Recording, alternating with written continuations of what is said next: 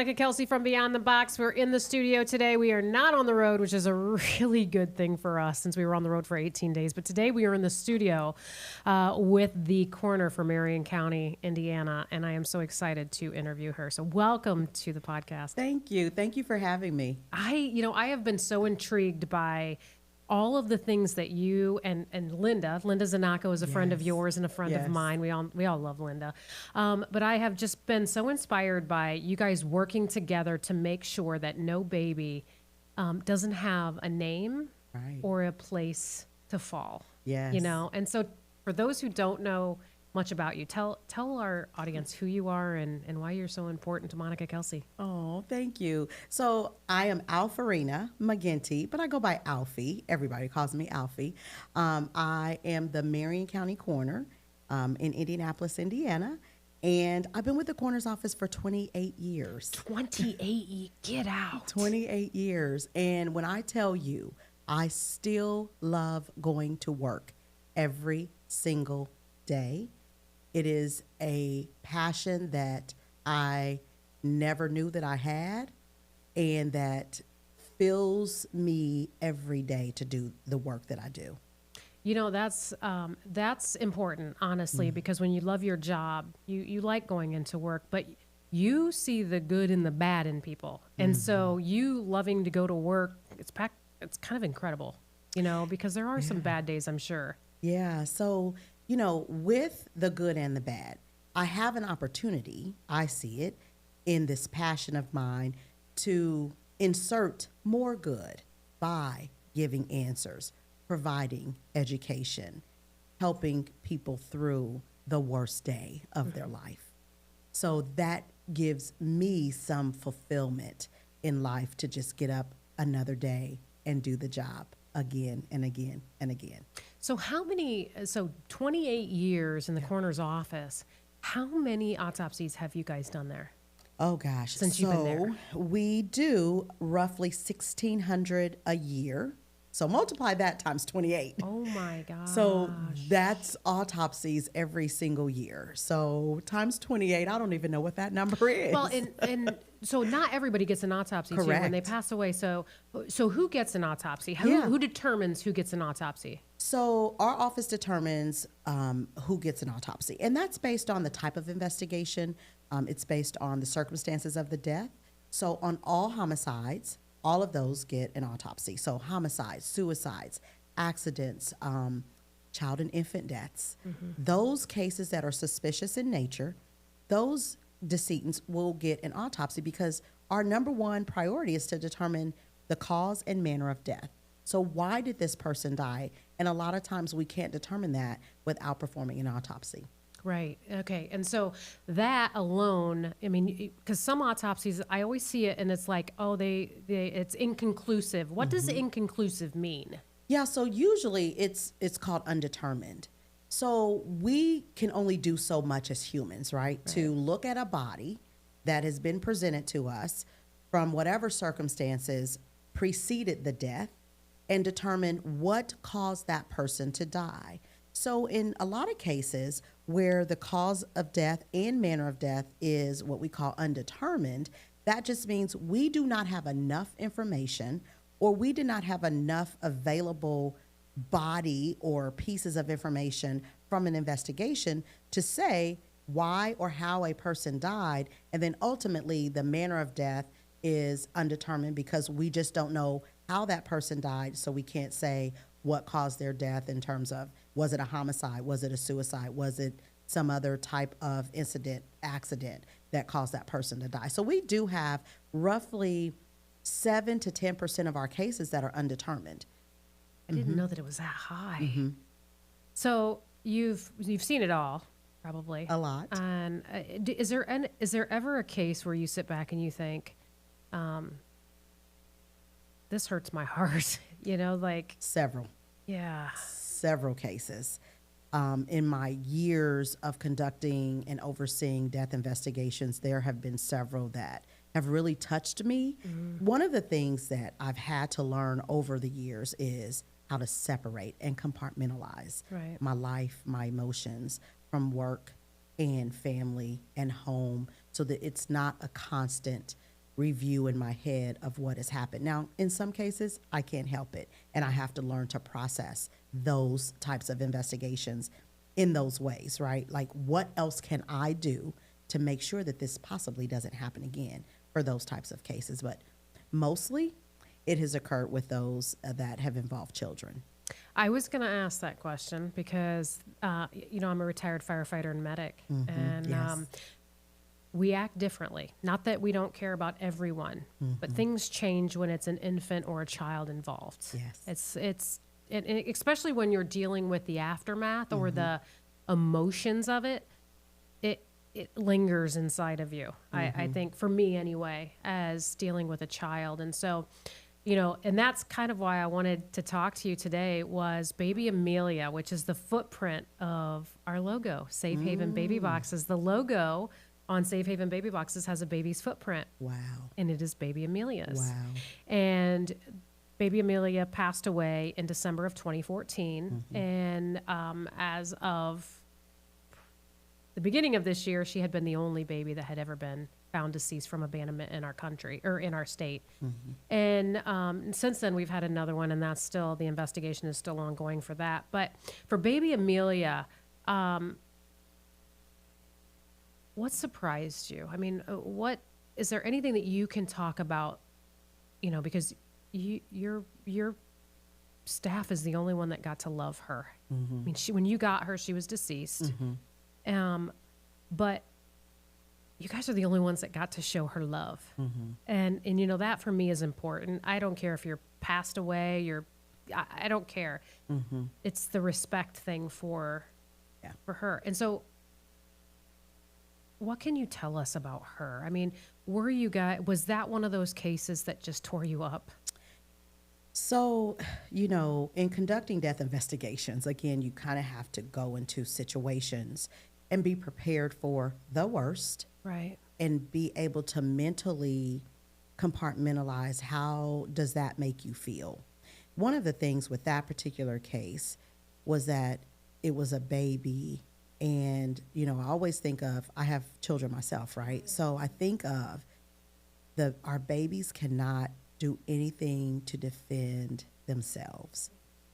And in most children, that is the thing that really gets to me, is that the baby or the child has no ability to defend, for self-defense. And in that case, the way in which she was kind of left, I thought, were there any other options? You know, were there opportunities for someone to help that mother? And I always go back to the mother, because as a mother, we know that we face challenges in so many different ways when we have children. So was there an opportunity for the mother to have made a different decision? And, you know, I will never know that, because we just will never know what that mother's situation was.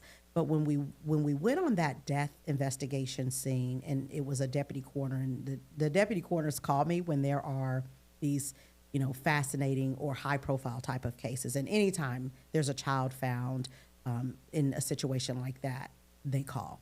And I remember talking to the deputy saying, okay, so are you okay? Right? Are you okay to continue this? Do you need any assistance? And she was like, she was fine. And I kind of guided her in, you know, maybe some things to look for. Was there any trauma? What, you know, was there anything on scene that would have given any indication as to why this would have happened? There was nothing there. Obviously, you know, nothing from the exam that exhibited anything either. And so, you know, having the opportunity to just, again, show love to that baby, because if no one else we show love to is to the kids, because they are defenseless. So when we examine her, the findings obviously in most cases are pending, because we have to wait for a lot of test results and things like that to come back. But nothing significant, you know, came back. So it's just like, so was she alive and then placed there, Or had she died and the mother didn't know what to do? What was this? There, you know, as an investigator, I have so many questions. Right. I'm nosy, right? We're women. We're nosy. Yes. I had so many questions that I wish that at some point we would have been able to ask the mother in a non-judgmental way, right? Being non-judgmental as to what she was going through with baby Amelia that would have led to that. So just so many questions, so many questions during the course of that entire investigation, like pleading with anyone who knows anything to come forward. Don't be afraid to come forward. Those kind of things. That just. And she was wrapped in a sweatshirt that said Aviation Department, Vincennes University. Do you think when you see stuff like that, do you think that this mother drove there, or do you think that she was in college? Do you think that she was from the area? I mean, what's going through your mind when you see things like that? Are you automatically thinking this is a baby that, you know? You know, there's so many questions. You know, for that particular case, I did not initially think that this was a mother that came to Indianapolis, Marion County, to leave the baby. My first thought was she grabbed that sweatshirt from somewhere. You know, that was the initial thought. She grabbed that sweatshirt from somewhere and wrapped the baby up in the sweatshirt. So we just don't know. And again, so many questions. Right. And she was only, what, a mile from a fire station? Yeah. And so fire stations in the state of Indiana are safe haven locations where all you have to do is hand the child to a person. At the time, there was no baby boxes, but she still had the opportunity to do the right thing by placing her child with one of the workers at a fire station or a hospital. And the fire station was, you know, a mile away. Yeah. So I think, you know, when you say that, one of the things that, you know, I think about often is community education. Oh, yeah. So do people know that it's okay to do that? Do people even still know that it's okay to place them in your beautiful baby boxes and not be judged and not be, you know, looked at negatively or not be prosecuted? Do people really know? And this was, you know, what, 10 years ago now, 11 years ago. 11 years, yeah. That this is taking place, and there were no baby boxes. No. What was our communication to the community at the time about the ability to just drop a baby off? Well, I don't think there was any education back then. You know, nobody was talking about it. You know, when we started Safe Haven Baby Boxes, the one thing that I always said was we have to be in front of the camera all the time. And we get criticized for that, you know, because we're just looking for attention or something like that. And I'm like, no, we're trying to educate the community that this is available. And if it is available, why aren't we talking about it? You know? Yeah. And, but you know, the original authors of the Safe Haven law back in 1999 in the year 2000, they had a great idea of passing this law. But what we didn't do back then is put money into education and awareness at the state level. Not saying that the state should be required to educate everyone, but we didn't take it that step further, where I think it would have made a big difference if we would have mandated education in every school.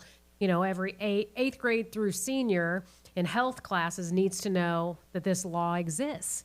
Not because we think every kid's going to use it, but we don't know who's going to use it, and we don't know whose friend's going to use it. Exactly. And we have to make sure that these kids know that it exists for when the crisis occurs. Because when the crisis occurs, they're not thinking clearly. Yeah. You know, and so they have to know ahead of time. You know, now with the boxes, you know, on TikTok, we have 1.3 million followers on TikTok. It's just incredible the amount of education that we're able to do on an app that is made for these kids. Yeah. You know, I mean, I'm 52 years old, Alfie, and I never wanted to be on TikTok at all. You know, I mean, when my board was like, hey, let's do a TikTok, and Linda actually was like telling me, hey, let's do this. And I was like, this is crazy. Like, these people are dancing and singing on this app. That is not me, you know? And so Linda goes, well, just do one education video standing in front of the box. That thing got 28 million views. That video, and I was like, we are on to something. Yeah. And so now all of our education, all of our blessing, everything is put online on Facebook and TikTok because of the education. So you're absolutely right. Education was not part of the curriculum back in 2014. So did she know? Right. You know, I mean, of course she knew that throwing a baby away like that was not the right thing to do, but did she know that there was an option, you know, of surrendering this child? And I think also that's why the baby boxes are so important is there's no judgment there. There's no shame, there's no blame, and there's no judgment at a baby box. Right. Because none of our boxes are on camera. Actually, the locations sign a contract with us, one-on-one, like Carmel Fire signed a contract with us saying they will not put the baby box itself on camera. Oh. You can have the sidewalk, you can have the road, you can have the other side of the building, but you can't have the baby box on camera because there are women that want that anonymity piece. Now, you know, can the police find out who put a baby in a box if they wanted to? Probably. I mean, there's cameras everywhere. They could do some stuff, but the initial case or the initial, you know, surrender is not on camera. Amazing. Yeah. And that I think, is critical to this movement because we're in a phase right now where these kids, you know, they'll take their phone and they'll text you, but they're not going to call you, you know, and so they want the anonymity. They don't want to talk to anyone. Yes. And so Baby Amelia, going back to her, and you might not be able to talk about this, or maybe you will, but if you don't, just tell me. But did the death investigation come up with any cause of death? I believe it was determined that it was undetermined. It was undetermined. Okay. And it's common that happens in a lot of babies. Rather they're, you know, found like that or rather they are in a residence. Infant deaths are the hardest to determine a cause on them because the way in which, and I can explain more specifically for Baby Amelia. So oftentimes it's very difficult to determine if a baby was born alive or as a fetus, right? And so determining if the baby was born alive, what other problems were there at birth? You know, when we have children, there are always complications, like right? a cord around the neck or something like that. What else was occurring that could have caused a complication that caused that baby to die? Right. So the cause and manner of death were undetermined. Just because we cannot determine in a lot of cases why babies die. And so in when we review these investigations, it takes a lot. Yeah. A lot goes into it to look at every single thing across the board. And so, yeah, in those cases, that's really what we come up with. So how long does one case take you to from the minute you get the call that, hey, there was a baby placed in Eagle Creek Woods, from that moment until you put out the actual final report, how much time goes into that? It could be up to 12 weeks. Oof. Up to 12 weeks because there's so many things that we look at. We try to determine, you know, is the baby in the correct age range based on size and weight when found? Looking at if there was anything else, any trauma, any injuries. Looking at just microbiological tests that have to be completed that we outsource. Looking at what we call histology, which is tissue sections of the organs to see was there something that was congenital even about any tissue, the heart, the lungs, any of those organs that contribute to life. We look at those to see if there were any abnormalities to them. And then we take those to a bigger meeting with multiple doctors who are looking at all of the information that we have to determine a cause and or manner of death. So it's not you that makes that determination. No. It is a bunch of people put together that look at everything that your investigation comes up with. Yeah, so I hire forensic pathologists who are the best of the best, right? So forensic pathologists are doctors that go to medical school to look at forensic death investigations and look at the body in death, look at disease. And so when we have these cases, we all come together and sit at the table and say, okay, so what do we have? What are our findings? And then what do these findings represent? Do these findings represent trauma, injury, you know, whatever else could be possibly available? What do the findings represent? And then what is the cause of the death? And then how does that contribute to the manner of the death? Is it a homicide? Did someone inflict injury on this infant or child to cause their death? Was this an accident? Was this something else? Or can we not determine that? And in most cases, we just cannot make that determination. So now you've got my whole mind going here now. So has there ever been a case that you just blew your mind, like you did not see this coming? It is a case, but I can't talk about it because it was one of those cases that is just like, I question and I really want to talk to the mother. I'm going to find a way to talk to the mother, but it's one of those cases where I think that there were options.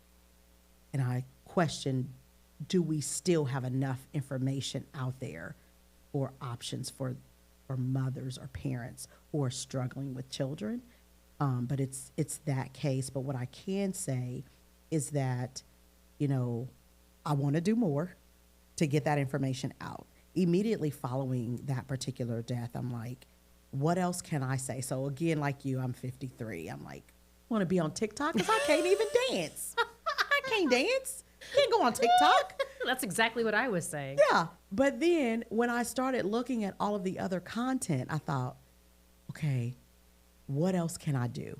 Right. And so part of it is education. Yes. And so I'm a teacher also. So I did not know that about you. I teach at our university. I teach death investigation. And so of course you do. Of course.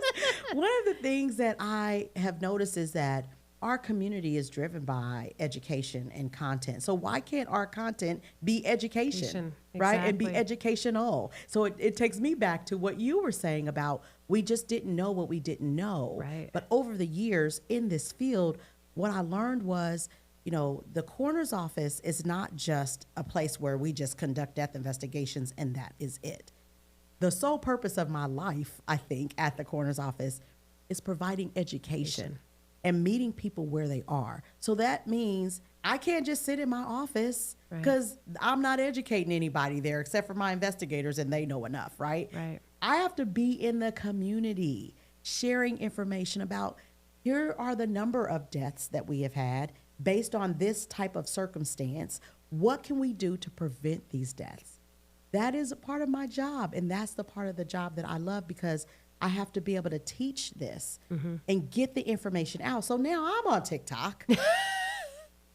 I'm thinking, who cares about the coroner's office? But those are the ones that get the most views. Yes. And it's not anything in a negative way. It's just, here's what we need to do to change things. Right. Or here's what's happening in our community. Because if you don't know, if you're in your own world and you don't know really what's happening out here, then how can you even be a catalyst for change? As you mentioned, going into the schools, my friend's having an issue, I can tell her where to go to place her baby or whatever it is she's struggling with, where to get help with substance abuse and all of the things that, our entire nation has been going through over the last 10 years. Right. I can be a resource to just tell one person that can tell someone else. And so back to your point of being able to educate, that is key and that is critical to what we all have to continue to do. It's not about you want to be, you want to get attention or you want to be in front of the camera.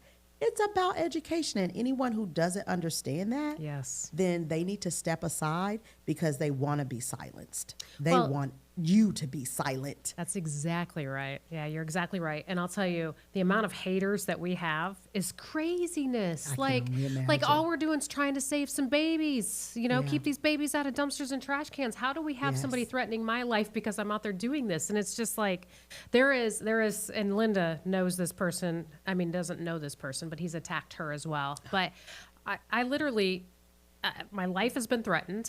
I've had multiple police reports. I go to events, a lot of events near where this person is. I have to have security. Is that bad?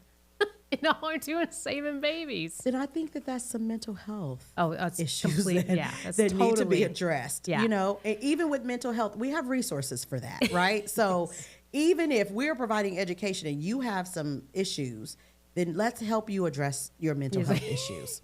That's all I can say. Let's talk afterwards.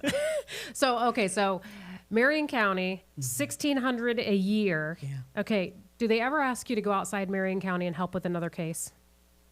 No, I get coroners that call in like, hey, I need your help with this case. What would you do? So they're calling you. They call me. Yeah, they call me. But I love it because I love education. So, well, but you've been there 28 years too. I mean, they probably all know you. You know, all throughout Indiana know exactly who you are and that they can count on you. You know, because you've done so many. I mean, you have to be the biggest county in Indiana that's doing. You know, so yeah, I can see where people would trust calling you. I'm glad that they do because they will call and say, hey, we've got this situation. What would you do? How would you handle this? Because again, we conduct the most investigations in the state. And so we've seen a lot. Yeah. We have seen a lot. And so I'm so glad that my colleagues as coroners trust my judgment just because we've seen so much. So how many of those 1,600 a year are kids? Oh, wow. I would say nearly 100 are kids, like children under the age of 18. And causes of death vary. So some causes of death are bed sharing situations. Some causes of death are homicides. Some causes of death are suicides. Some are accidents. And so it's a wide variety of those types of death investigations.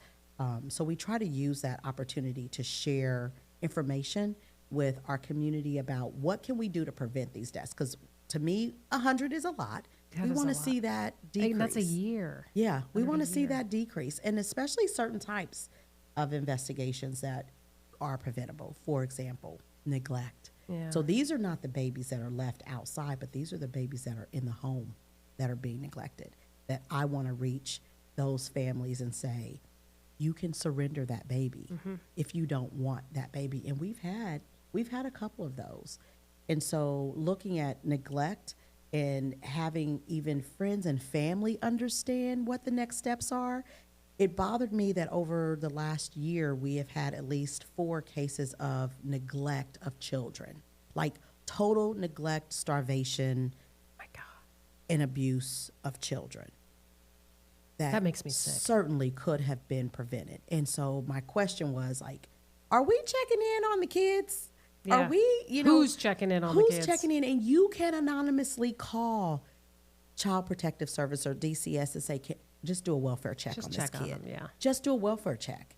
If you know that they're not living in conditions that are healthy, trash, bugs, all of those things, if you know that, there are resources that will help families get it together and hold families accountable to do that. So maybe I can't go to my sister and say, you need to clean up this house.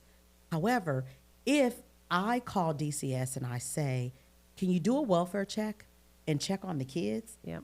DCS can say, these are not living conditions. We need to come in and help you do this and do better. Right.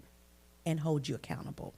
Those are the things that are bothering me the most over just in the last year that I've seen more of, just the neglect, and kids that are not school age kids. So they're not going into school anywhere. So nobody's seeing them. Right. Yeah. Last year, the Department of Child Services director contacted me. And now when I first started Safe Haven Baby Boxes, DCS's director and I were not friends. She did not like me and I did not like her. But through the years, they see the advantage of having us and working in this state. And so the Department of Child Services director, which was not the same person from the beginning, contacted us and said, Monica, we need to up the age of surrender.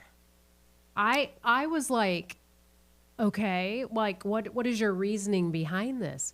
And they were seeing those cases where they could not take these children under Safe Haven because Safe Haven law before that was 30 days old or younger.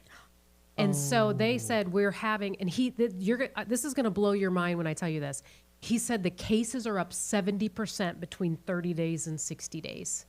So these kids that are 30 days old or no older than 60 days old, at 70% increase in abuse of these kids. Absolutely believe it. And so he's like, and then he also said that a lot of these kids that are going into the NICU and they're staying in there for more than 30 days. You know, so then now this parent doesn't have an avenue after those 30 days of surrendering legally. And so once he started telling me that, I was like, well, yeah, why wouldn't we want to do this? This is crazy. We're not about just newborns. We're, you know, if we can save the life of a 60-dayer, we want to save the life of a 60-dayer. And so last legislative session, we took it from 30 days up to 60 days because the Department of Child Services did not want to prosecute these parents.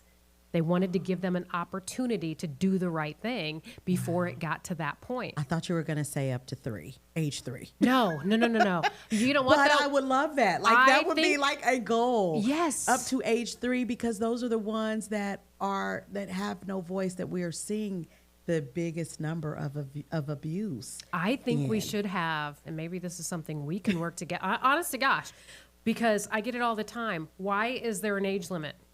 Yeah. Why is there an age limit? Yeah. You know, 3-year-olds, 2-year-olds. Yeah. You know, these babies that are nice and cute and they're, you know, they sleep all the time. Those are easy to take care of unless they're crying a lot, right? Yeah. But when they get to be 2, they're hellions, you know, and it's harder to take care of a 2-year-old that is not listening. That, you know, and so I can see where those are the ones that are being abused, but I would love to have some type of program, something out there for older kids, maybe not to be surrendered like that, but for the parents to just say, basically, I can't do it, and maybe sign adoption papers, you know, don't let them just come and drop them off, because these kids are connected to these parents, you know. I think we need to be a little bit smarter. I mean, the newborns that we're getting in our boxes, you know, a lot of them still have the placenta still attached. So they have not connected, you know, bonded with someone, you know, outside of the womb yet. And so, but the 3-year-olds have. And so, you know, I was abandoned as an infant. And so I did not bond with my adoptive mom. And I love her. I absolutely love my mom, but I did not bond with her. But I was abandoned as an infant, placed into foster care, and then my parents got me when I was 9 weeks old. And so for 9 weeks, I don't know who took care of me. And so I think getting these babies, you know, the newborns, into the arms of the people who are going to have them forever, that are going to love them forever, is pivotal for us to get them there. But a 3-year-old is different because they've already bonded. It is. I just, you know, just in conducting our investigations, when we see these age ranges of neglect, I often think, when I think about the baby boxes, I'm like, well, it looks big enough to hold a 3-year-old.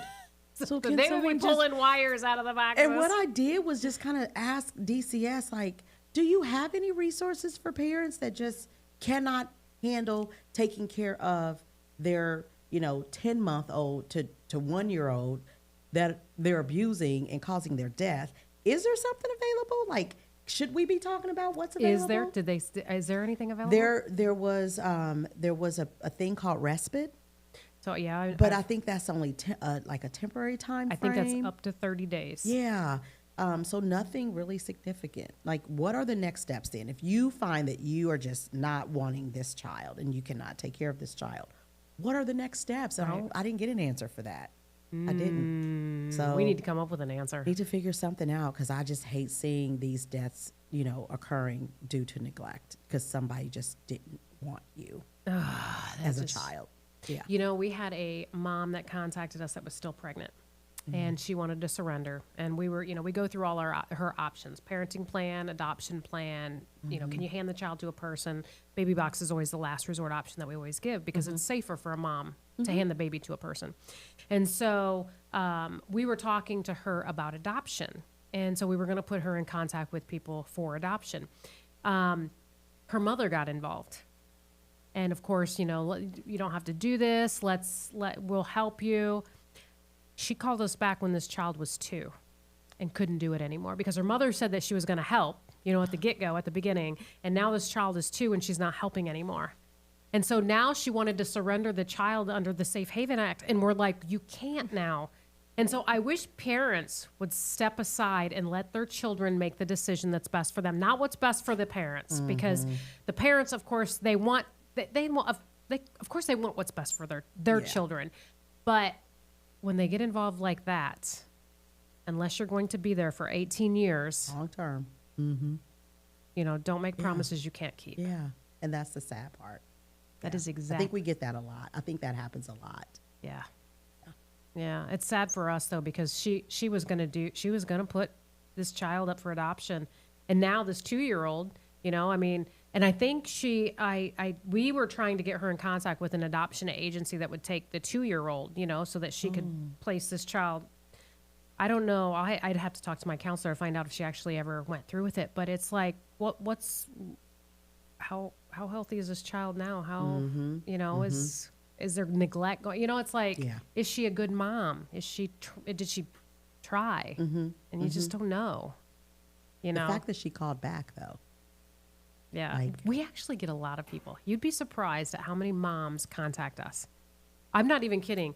So after a baby is surrendered, you will always see me going on the news. And it's not to get the publicity for myself, like some of our haters say. It is to thank the mother. It is to tell the public that the fire station or the hospital did exactly what they were designed to do, or what they were trained to do. And then the box worked exactly as it was designed, and it's available for anyone to utilize. It's like another education arm being out there again. And so after those calls, or after those press conferences, we get the calls. These mothers are texting me or messaging me on TikTok, Instagram, Facebook, and they don't want to talk to my staff. It's funny. They always say, I want to talk to Monica. And so there was one at 11 o'clock at night. Instagram. She sent a message through Instagram. This was actually one of our Indianapolis babies, so one of the ones that were around there. She contacted us and went into our counseling program. Oh, and it was all because she watched me thank her on the news and said, if you need anything, you call me. I am here for you. And they're trusting us. And I think that's so important that they have somebody that has their back. I almost went to jail for a mom. Like, that's a whole nother story in itself. I got subpoenaed 4 times, but I protected her. And, but she knew all this. This was a case where we had stayed in contact, and she knew that I was going to court, and they wanted me to name her. And if I would have named her, it would have been devastating to the safe haven movement. Oh yeah, you know, absolutely. And so just the fact that any first responder would have never been trusted again if I would have given her name. And so I didn't. I actually pled the 5th on this case. Yeah. Oh. It was a mess. It was an absolute mess. I've actually talked about it a few times publicly. And I think that's the best thing, because you then remain trusted, right? Because if you start naming names and then, you know, who's going to trust you? Right. Then the whole purpose is done, because it's like, well, I can't really trust them because they might name me, you know? You did the absolute right thing. Yeah. Well, I was Martin Luther King in it, though. I was going to go to jail. I was like, I'm not naming her. I don't care what you got to do, but keep me out of jail. I was telling my lawyer this because we had to hire a lawyer. I spent $11,000 defending this mother's right to remain anonymous, and to this day, no one knows who she is but me. Yeah. Bless you. Yeah. Bless you. So when we say we got their back, we got their back. Yeah. Yeah. Bless you. I don't know how well I'd do in jail, though, Alfie. I really don't. Woo. I know. I'm kind of high maintenance. Oh. Well. And I don't know if I can do bologna sandwiches. I just. Well. I'd probably lose some weight in there, though. But you did the right thing. I think, you know, you were protected because you did the right thing. I think that's the trust in the work that you do. And with those boxes, I think, you know, a lot of times people don't trust. So I think that's what it comes back to, is you can trust that you can do this. Right. And that no one's going to call you out or talk down to you or about you, and no one's going to name you. Isn't that in the law, though? I mean, yeah, for them to not publicly, or it's confidentiality, anonymity. But yeah, they don't. So how, I guess I don't understand, how would you be, you know, required to go against the law?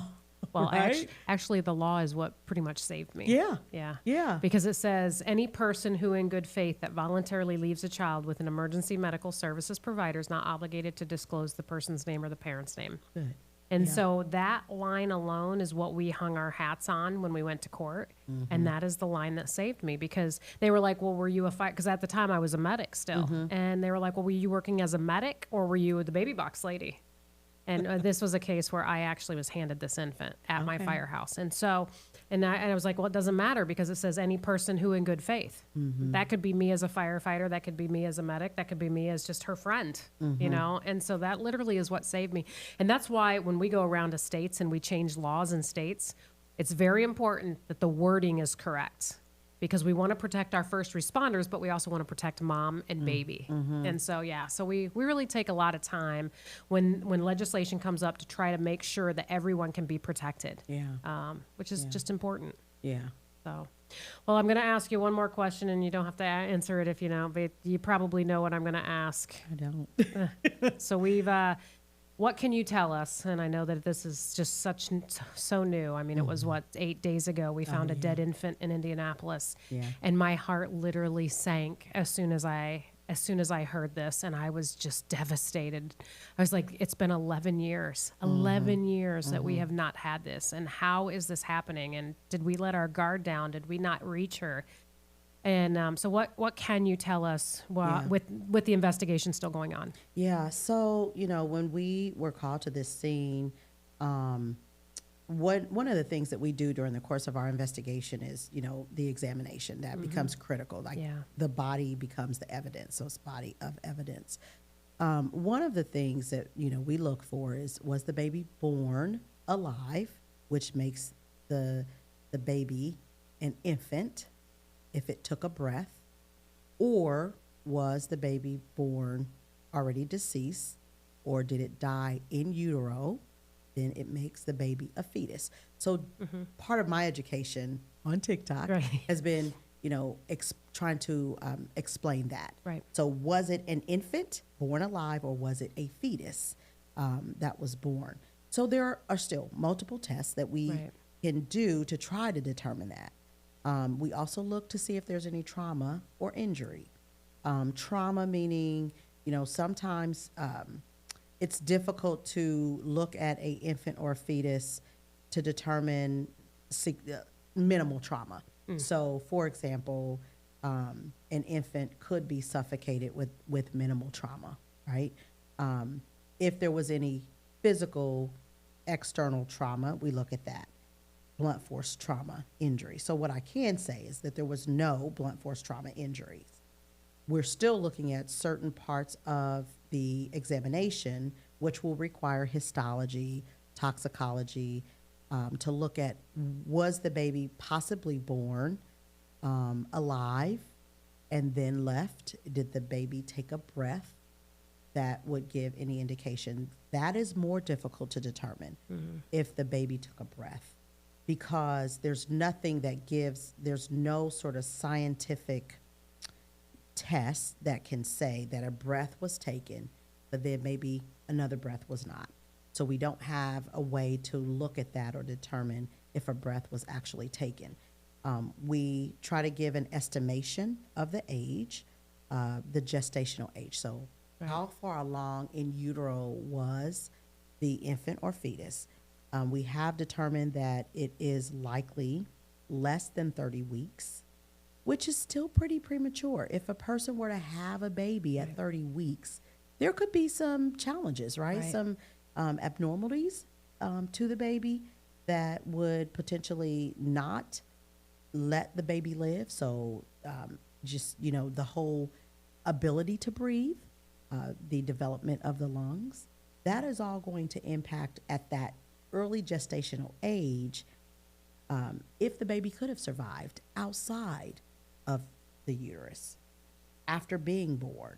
And so this is a sort of a tricky type of case. So we've conducted other investigations that were similar, but born in a residence, right? Where an infant or fetus was delivered in a residence and still could not determine if it was an infant born with breath or without, right? So many complications and challenges to these type of cases. But with this one, we're still looking at that. That's still, you know, a few weeks out. We can say, again, the biggest thing was that there was no trauma. To the baby. And so our next steps are we're going to kind of get through these testing to look at maybe how long the baby had been there by looking at, we look at insect activity. to see, okay, well, how long, if there's fly larva, or what the age of the larva was, any deceased flies or dead flies in near or around the baby. So we try to look at maybe how long the baby had been there. So we're looking at that too. So there's still a lot that we are doing in terms of that particular investigation to determine a lot of things. But what we can say, which I was glad to hear that there was no trauma, because we could have potentially seen trauma in terms of, injury to the head or to any other part of the body, but we didn't see that. And so now it's just down to, okay, what else can we do to determine the age, to determine if the baby took a breath, if there was anything that would give us any indication. More than likely, as of right now, is pending. But without all of those other details, we don't have a cause or a manner of death. And in those kind of cases, if there's nothing congenital, so if there was a defect of the heart, if there was, we know that the lungs were already underdeveloped because it was just at about 30 weeks, possibly gestation. So without any of that, we cannot even say if the baby would have survived.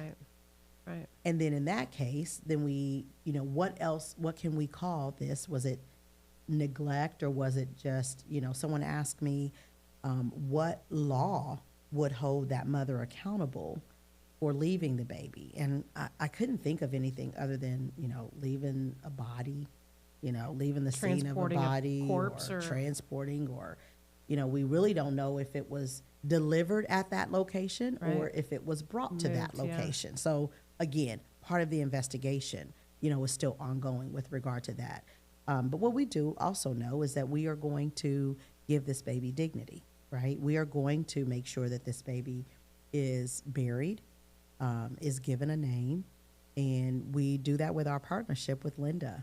Linda Zanaco, and He Knows Your Name. And at the time that this occurred, I didn't even know that it was happening because I was finishing some other stuff, and I started getting calls. And the first person was Linda. I called her, and I was like, we got to be on this. Like sometimes the media knows way before I do, right? What's going on. Somebody on TikTok messaged me and said, hey, have you seen this? It just came out. And I'm like, oh my. And trying to keep up with the media. I know. I'm like, I got other stuff to do. I can't keep up with them, right? But my staff didn't know, even at the time, that what they were going out to. They didn't know. We just didn't have any details, right? So with what we do know in our partnership, which is so incredible, like I can't speak enough to the partnership that we have with He Knows Your Name and the Marion County Coroner's Office. And you know the story from 15 plus years ago, and how we came together. We will do it again. We will take care of this baby and give the final resting place with dignity and respect, because that is deserved.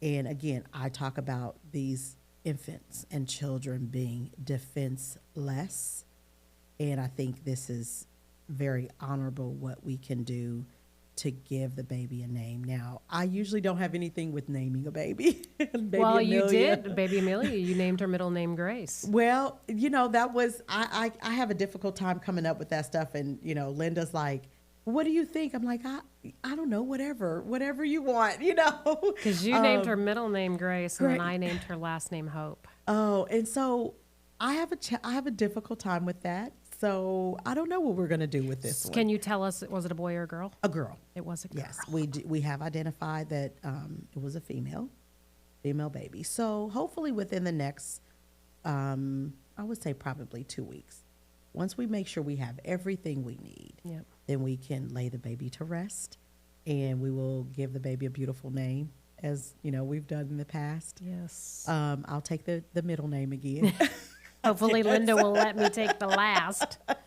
And we can do this. And I think that's the positive out of this, right? You talked about, like, there's so much bad in a lot of what we see and what we do. And yes, this was something that was negative and something that really impacted a lot of people. But I think at the end of the day, if we can let people know that this baby does have a final resting place, right? I think that'll be like our TikToks are going to blow up. I know. Right? Just showing this, just making sure that people know. And then also having that other message behind it, that these boxes are available. Yep. That is going to be critical in whatever message we have with regard to this particular case, is that these boxes are available. Right. Right. And one day they'll be available for 2-year-olds. But this, so the investigation. I'm gonna have to go back to the drawing board for that one. No, this investigation is ongoing, and we're gonna, try to get to some final answers here within. So it takes about 12 weeks. So a couple more months, I would say we should have some information. Well, since you were talking about this, something else came up and popped in my mind. So we have a case that is in a different state where the baby was 32 weeks gestation, and we're finding out, and this was months ago that this actually happened, but we're finding out because mother's been located, and she had taken the abortion drug misoprostol at 32 weeks gestation, and then this baby was born deceased and thrown in a dumpster. And so are you seeing any of that? You know what? Part of our investigations, we ask a lot of questions. That has not come up that anyone has delivered a fetus as a result of taking the drug. We ask those questions, but that hasn't been part of what has come out of any of our investigations as a result of someone delivering a fetus, rather at home, or mostly at home, and then they go to the hospital. As soon as we heard this, we were like, she's lucky to be alive. That's very interesting. It's like, what in the world, you know? And we are finding, a lot of these cases that babies are being thrown in dumpsters or found in trash cans, they are 30, 32, Well, that brings me to, when you said that, now I'm thinking, like, in our toxicology, can we test for that? Yeah, you should be able to. Because it's not a routine part of our panel, well, right? Of course, yeah. So now you just added to my investigation. You're going to have welcome. to see if we can test for that and see if anything comes out of that toxicology screen that maybe represents that. Yeah. Because I didn't know how long, during the duration of pregnancy that you could take that drug. I think it's only up to 9 weeks. And so somebody taking it at 32 weeks, she could have died. Wow. This is dangerous, but these women are getting these drugs through the mail, and so they're probably just typing in whatever they want, not giving accurate information, and these drugs are being sent to them, and they're just taking them blindly. And so they are giving birth to babies that are no longer alive. And, it's like, what do you do with a 32-weeker? Wow. Do you call the hospital? Where do you take this child? And so this baby that was thrown in a dumpster, we had never thought of this before. And when this came up, we're like, is this a thing? Like, is this really happening? That's interesting, because what happens when you deliver a fetus? What are the next steps? What are you doing? Supposed to do? Exactly. Do you just throw it in the trash and say, well, I delivered a dead baby? Well, and who's taking charge of that? Like, who's telling these moms what they should be doing? Yeah. But this case, it blew our minds, because this woman is lucky to be alive, literally lucky to be alive. That brings me to the next thing that I'm going to do when I go back to work is, we need to test for this. Let me know. See. Yeah, let me know. Just to see, because we won't have them. We won't have anything from the mother. No. Yeah. Well, thank you. Yeah, thank you. This was so enjoyable. I've been wanting to interview you for so long. Oh, wow. You do such amazing work down there with Linda, and she talks so highly of you. Thank you. And She's you being an able to amazing love on woman. these babies for the moments that they're in your arms just gives me peace, knowing that they're at least being loved. Oh, our staff is amazing. Like, our staff, we are very careful to make sure that we take care of all of the babies and the kids that come into our office. But it's about giving dignity and respect to everyone who is a coroner's case in my office. Yeah. So thank you. Well, thank you for coming. You. Thank you Yeah. for driving up. Yeah. Really it's appreciate fun. it. Well, this is Monica Kelsey from Beyond the Box in the studio with the Marion County Coroner, Alfie. And I hope you guys just learned a heck of a lot like I did.